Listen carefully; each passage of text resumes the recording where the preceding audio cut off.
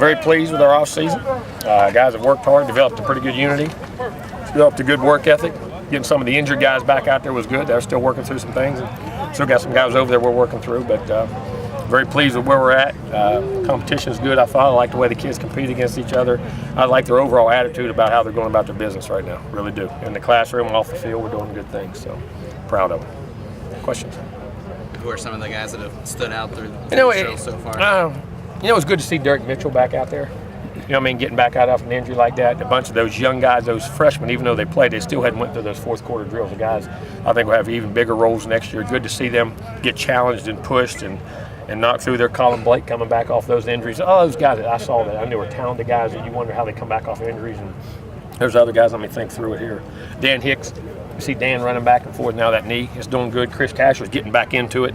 He'll be in most of spring throughout the year.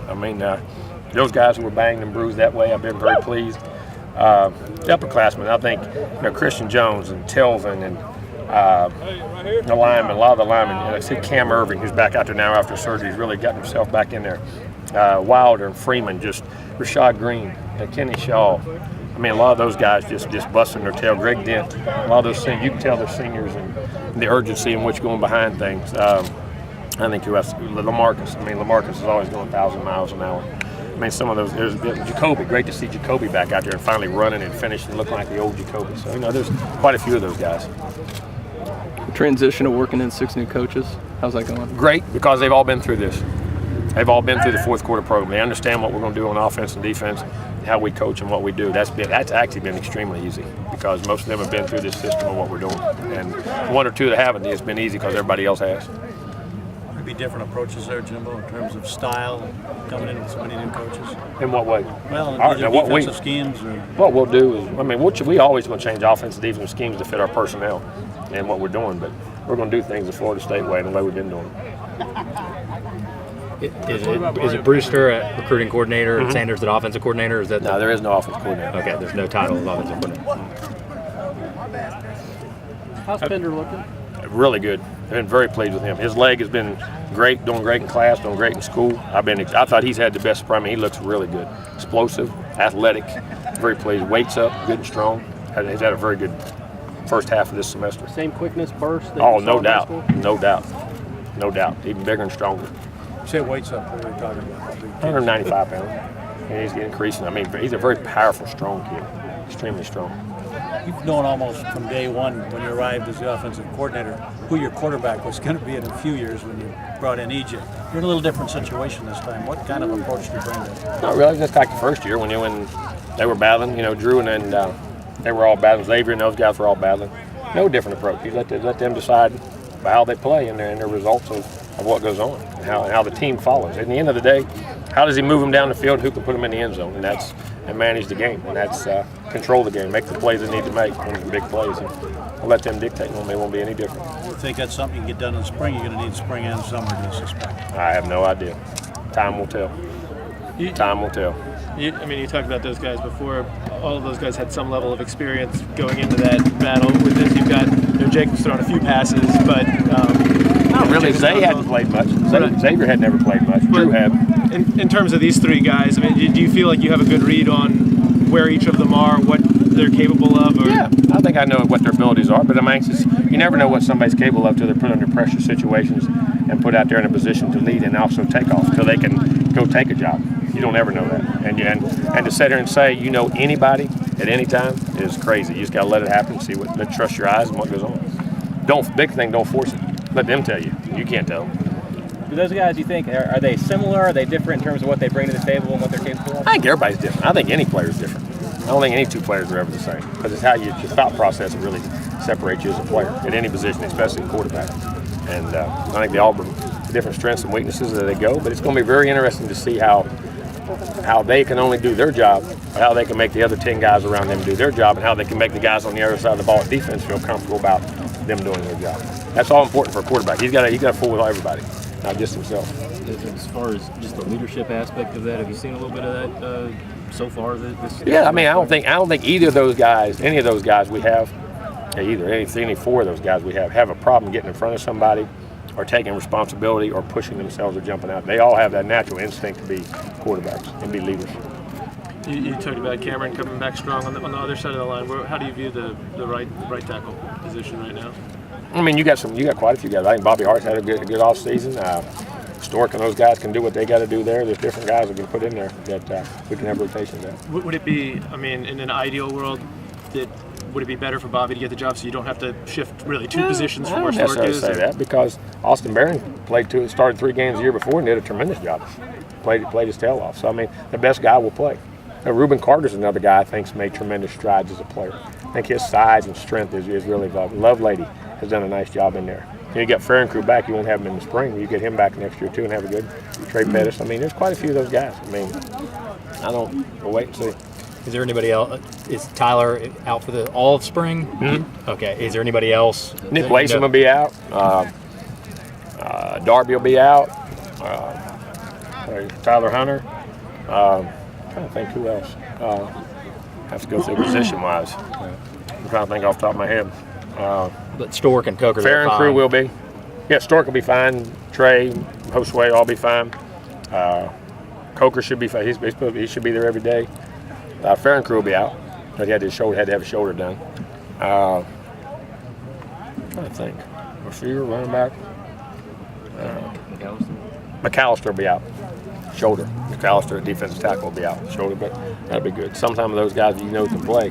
Get that done. They won't get hurt in spring, so they'll definitely be there in the fall when it matters. That help you for depth of the secondary? You're going to see what those young guys can do. Oh yeah, they're going to get quite a few opportunities. The way we practice, we get to see that anyway because of the way we practice. But there's some young guys. I think P.J. Williams' guys jumped out at me. Colin Blake, getting him back out there, I think you see great there. But LaMarcus Brutus has had a very good offseason. He's done. Gerald Demps, all those. I mean, it's be anxious to watch all those guys. How's Jacoby McDaniel feeling? Really good. You saw him run today. I mean, he's running pain-free for the first time and finishing drills and going through the whole workouts, and conditioning is good and very, and he pulled a ham early because he hadn't done anything for a year and a half. And had to make sure he didn't overdo it, but now you see his body. I think he's come along very well. What about a little bit the move of Joyner playing some more safety this spring for you?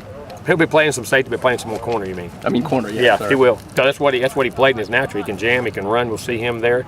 You can see him in those nickel and dime situations inside. I think he'll be a great blitzer, a great slot cover guy because he's extremely quick and powerful, and I think that's something he can do at the next level and also play corner and safety. How much up the next level was the decision moving, or was it just? No, I think it's best for the team. I think it's what's best for the team, but I think it's something that's what he truly is. Is that something you and Coach Pruitt sat down and discussed? Yep, I thought it was something we needed to do, and he agreed after watching him out here move that he could do that, and I've always felt that. Does it affect things at safety then when he's playing corner? I mean, I just wait and see. I mean, you have a lot of opportunity. You have, Carlos have shots in there. Terrence Brooks has had a really good off season. Demps, you see some of these young guys. I mean, getting in there, Brutus. I mean, see some different guys have opportunities in there. See how they take advantage of it. You talked about obviously that coaching changes happen at any successful program. To have to replace 7 guys in the span of a short time, just in terms 6. Of 6, and then replacing one of those 6 again. But my point being that just logistically of getting that all to come together. And it's not been hard because those guys come off the same tree. They've been in the same system. They've been in the same environment. They hit the ground running easier than the old group did. Sometimes it took a year to get to. And that's nothing against those guys. They did a tremendous job while they were here. But a lot of these guys have been in the same system and know the same thing and know what we do. I mean, they've hit the ground running. It has not been an issue at all. And there's a lot of guys with a lot of experience and even coordinator experience and stuff like that on there too. I mean, more idea guys, more guys that have seen different things, bring different things to the table, stimulate your brain in different ways, and have been in decision-making situations. It's easy to step back and say what you would do when you've never been a decision maker.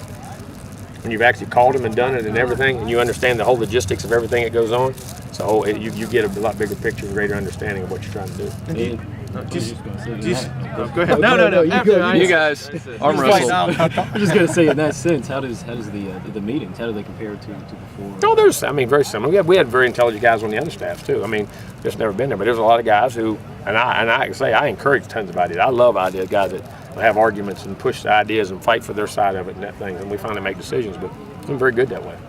How do the players respond? I mean, can there be a motivational factor when you've got new coaches to impress and you're maybe not quite sure where you stand? Oh, I guarantee when you know somebody else you got to impress out there, it keeps them on their edge where they don't get complacent and lethargic and know how a guy does, and it's always good when you have a new boss. Coach, with a number of key replacements you're making in the offseason going next year, what you're going to be doing personnel-wise line up with the schedule? It looks like. Oh, I think, but see, here's the thing: we're not having to replace that many guys because all those guys have played. I mean, whether say Timmy Jernigan wasn't a starter, he was. Whether saying Mario Edwards was never a starter, but he was for 3 games and played tons of ball. I mean, the Joiners played corner before. Your receivers, Greg Dent's played a bunch. I mean, you know, where do you go there? Even if Barron and Stork and Bobby Hart have all started before. So from that standpoint, you've done all that. I mean, you know, there's even though it's guys who actually don't count as a starter, but they still played half the game or as much as the starters did in what you did. So from that standpoint, I think our guys feel very comfortable in the system of what we're doing, and you know, and have their experienced starters, whether new starters, if that makes any sense to me, the way I look at them. Because I always thought we had co-starters, and you like to have that. You like to have 2 or 3 guys that you don't. DeMonte McAllister has been a starter and played tremendous amounts of ball. Jacoby at one time has, you know. So from that standpoint, Giorgio has still played a lot of football. I mean, they still have to take that next step in doing things, you know, every day and being that front guy. But from that standpoint, if you have the program in the right system, those other guys are just like co-starters as you bring it up. So I don't think from that standpoint it'll be as tough. But whether it's schedule, I think we got, you know, opening Pitt on the road is a tough deal. I mean, going into a new team that you haven't played, a new opponent who's going to be very anxious to make their impact in the conference against the defending conference champion. What's a better way for them to jump out there? So we're going to have to bring our A game very early in the season. It's going to be very challenging. How big of an advantage is that for DeMarcus Walker to have this? See, I mean, him and Frank Stevenson, by the way, have done a tremendous job. I've been extremely impressed. Those guys, you know, they haven't missed a class of study hall one thing since they've been here. They've busted their butt and fit in. Having him out here, having Freddie out here, those guys, I think from the get-go, knowledge of what's going on, going through a spring. I mean, you may be lost early, but getting that in there and in the summer and being able to contribute in the fall, I think is very critical. Could they both, you know, just factor into anything? They could. I mean, they're athletic enough. Because I'm going to tell you what, you don't see them not stay. I mean, they fit right in. So, I mean, they're going right in with a pretty good group of guys. So, I mean, just how they learn and they'll get plenty of opportunities in spring and fall. Going back to Pender, Jimbo, what does he do or bring that maybe the other 2 returning tailbacks don't? He's probably faster. He's outright faster, a little more explosive. But those other 2 guys now, I mean, we're pretty good players now. I mean, 8 and 32 can both tote that rock and be physical and run and been dependable and played in big games and made big plays. But Pender is a very talented young man who hopefully will keep that consistency and play with a lot of consistency, because when he does, with his talent, he catches the ball, he runs the ball, he can hit, as I say, he can hit home runs. And he's strong. He's much stronger than for 195. I mean, extremely powerful guy, strong guy. Some similarities with Chris there? Or? Bigger than Chris. Chris 185, but yes, in that regard, in that the type of body, the explosion, the hard body, that. Except he's going to be much bigger than Chris was. But Chris was one heck of a football player. I ain't making him Chris Thompson yet.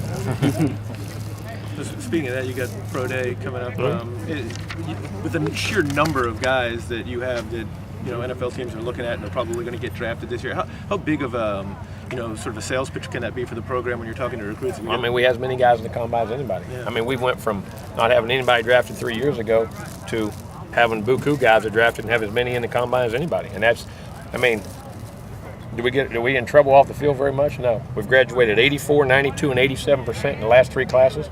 So we're being good citizens, we're graduating, and we're putting you in the NFL. What else do you want? And we got a great team. We're winning championships, and we're contending for national championships. So you're getting developed as a player. We're winning games. You're graduating from school, and you're being around a bunch of other good guys on this team. There's no knuckleheads out here. I'm not saying guys are perfect. Don't make a mistake, but our guys are very disciplined and very respectful young men. So from that standpoint, overall, we sell the heck out of that. Off the topic here, but how have the new recruiting rules impacted? What's the biggest impact? Well, they're trying to overturn them now, so so we're going to see. I mean, it will. I mean, I don't know, because if they overturn them, you still can't. With the size of your staff that people can call, I mean, it can be a huge tribute.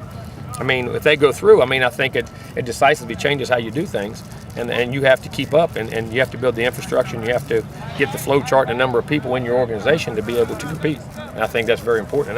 But I'm not a guy who wants to limit numbers. I think limiting numbers hurts your program, hurts your kids. I think the more the better. So you're for at least I like that it. aspect Yes, of it? I am. Yeah. I always have been, because what is wrong with getting more guys to develop the kids? I can't figure that out. Who benefits? The kids. You cut them in weight room staff. Well, why? You got more guys watching them. Safety issues. They develop them. They coach them individually better. They do better. You got more people to help them off the field. You got more people to watch players, identify players, pick the right players. I don't see the downside to it, because you know why? about them. It's about them. It helps them.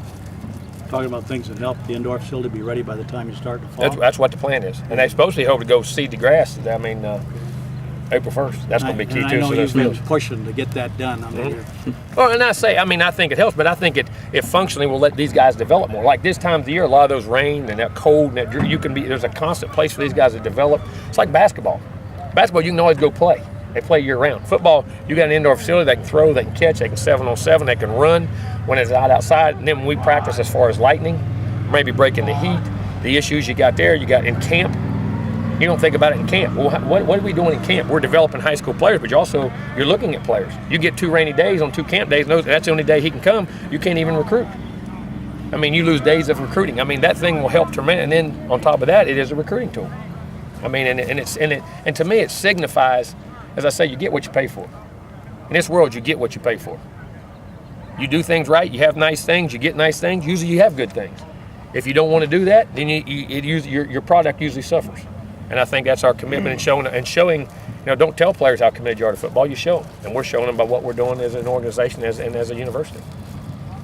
You touched on a little bit ago about now the program's winning championships and this kind of thing. Do you feel, can you detect anything different as far as coming into this year? Totally do. I think, honestly, they told me. I told them, once you win that first conference championship or anything you do, you'll understand what I'm doing. And they all did. It's why they wore those hats around for 3 weeks and never took them off. They've never been a champion. All these guys, they never done it. When you understand how to win a championship, you understand it changes who you are, it gives you confidence, understand your demeanor, way you walk, talk, think, and you understand the work ethic and the commitment that's involved, and it's not all just about the ball, about how you act, how you go to school, how everything you do, and how people watch you. And I think it gives you an inner confidence about what you can achieve, and I see it in our players. You see it even just as far as in the drills and the work. And the drills and you hear me? You hear me raise my voice? Just encouraging. Just hey, come on, here an encouragement. But I haven't done I haven't had to. Guys work. They understand how to come to work, and the older guys hold the standard to it. It's developing a program again. Couple more questions. Jimbo, it looks like the schedule going down the road is starting to get considerably more tougher than what it has been. I went out and got Oklahoma State and those guys on the schedule, which we wanted to do. You kind of answered the question. Say, are you getting comfortable with the program now to the point where that's the Yeah, type of and schedule before you're you gonna be couldn't playing? change that in the first 3 or 4 years I was here anyway, because those schedules are made so far ahead, and you can't just call a team out of the blue and say, hey, we need a home game, come play us. Or you end up, it doesn't work that way. The schedule now, once we've gotten control and we're able to plan ahead from 14 on, we're changing it considerably, and we want to. It's not just because our program's in good shape, because I think it's who you should go play and play quality games. How involved has Jameis been able to be with balancing baseball as well? Come over here the other day and blew this thing away. Yeah. Flew around here like a wild man, in great shape, and he's throwing. He's probably up there watching film by himself an hour to 2 hours a day. Every day he's been in there studying and going, and he's been right involved in the middle of everything. I mean, Comes out now, the guys say he's out there at 7:07. He'll go baseball practice, come 7:07. I mean, he can do it. a lot of guys play multiple sports, but quarterback's sort of a different beast with that sort of thing. I mean, He's not going to miss anything in football. He'll be at every practice, every meeting, and if a practice or one of our practices overlaps their game, he'll miss their game. Was the baseball part a big part of the recruiting with him? Yeah, he wanted to do that, and I liked it. I mean, I have no problem with 2-sport guys. I don't think it's an issue. Especially I like your it. favorite sport involved. Yeah, exactly. But I like it. I mean, I think it's good for kids to learn to compete all day and do all that. I don't think it's a hindrance, especially we got a good relationship and we understand how we're going to work it. Is that the same with Gracie as far as the structure? Yep. He, like I say, we talked, and he's going to be at some practices. He's going to be out there. He has to, or he's never going to be able to learn what to do. And then you can put him in on a reverse or a deep ball. Well, you do that, then I think they kind of know what's coming. Yeah. So I mean, you do have to learn. There is a learning curve that you got to be out there, and he'll be out there in spring. Y'all good?